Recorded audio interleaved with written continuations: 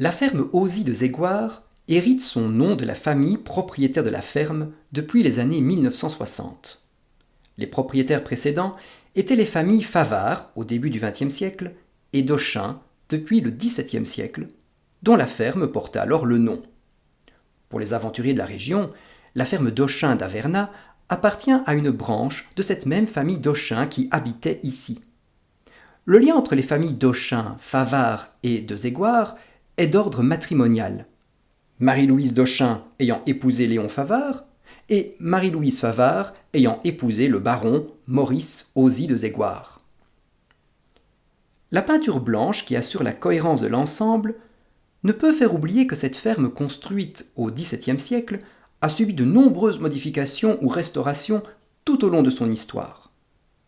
Comme les grandes fermes de l'époque, celle-ci est en quadrilatère. À l'origine, ces murs devaient protéger d'attaques diverses, ce qui explique le peu d'ouvertures visibles le long de la rue qui longe les anciennes étables. La seule exception est le portail avec son arc en anse de panier. Ce portail, situé sur la droite du mur, ne nous permet pas d'accéder au cœur de la ferme, mais à une annexe accolée à la grange, ce qu'indique déjà la pente du toit. L'entrée principale se trouve dans l'aile est, qui est perpendiculaire à la rue.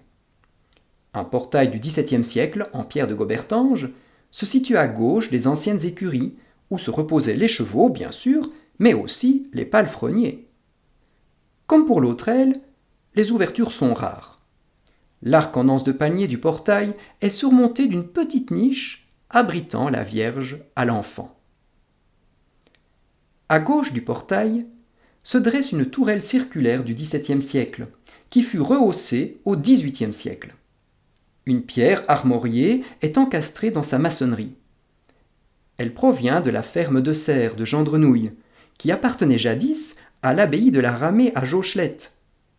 Cette pierre de réemploi porte le millésime 1717, surmontée des armoiries et de la devise Virtutis Odor de Ludegarde de Remont, abbesse de la Ramée de 1715 à 1741. Sur la gauche de cette tourelle, et formant ainsi le coin avec la partie longeant le parc, s'élève le logis du XIXe siècle. Depuis le parc, vous appréciez une façade à 8 travées sur 2 niveaux. 2 travées se démarquent tout particulièrement. L'une ressort du bâtiment sous la forme d'une tour rectangulaire à 3 niveaux, avec l'entrée au rez-de-chaussée évidemment. L'autre, tout à droite, est au contraire en retrait. Une loggia, avec un toit plat servant de terrasse clôturée par une grille en fer forgé, remplace l'ancienne serre. Les étonnements architecturaux se succèdent. Si vous tenez devant le logis, dos au parc, vous remarquez sur votre gauche un jardin en hauteur d'où émerge seulement le premier étage du bâtiment à côté du logis. Cette partie, qui se prolonge encore avec la grange, a été complètement transformée en logement, d'où la présence d'une rangée de 8 fenêtres. Avant de poursuivre votre visite, retournez-vous, afin de voir dans le parc d'autres anciennes écuries entièrement transformées au XIXe siècle en fournis. Il nous reste à terminer notre tour de cette ferme en carré en longeant l'ancienne grange à moitié enterrée par le jardin arborisé. Rebroussons chemin et découvrons à présent les bâtiments de la ferme depuis sa cour intérieure. Après être passé sous le porche donnant accès à la cour, vous retrouvez la couleur blanche dominante.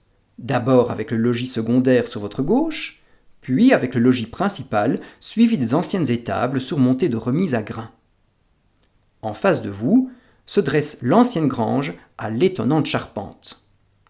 L'aile à votre droite est pour les étables sous fenil. Comme pour la grange, leur fonction première a changé, car il n'y a plus d'animaux dans cette ferme. Les portes du rez-de-chaussée sont du XVIIIe siècle, les gerbières à l'étage du XIXe siècle. Enfin, sur votre droite, à côté du porche, jetez un œil aux anciennes écuries avant de ressortir.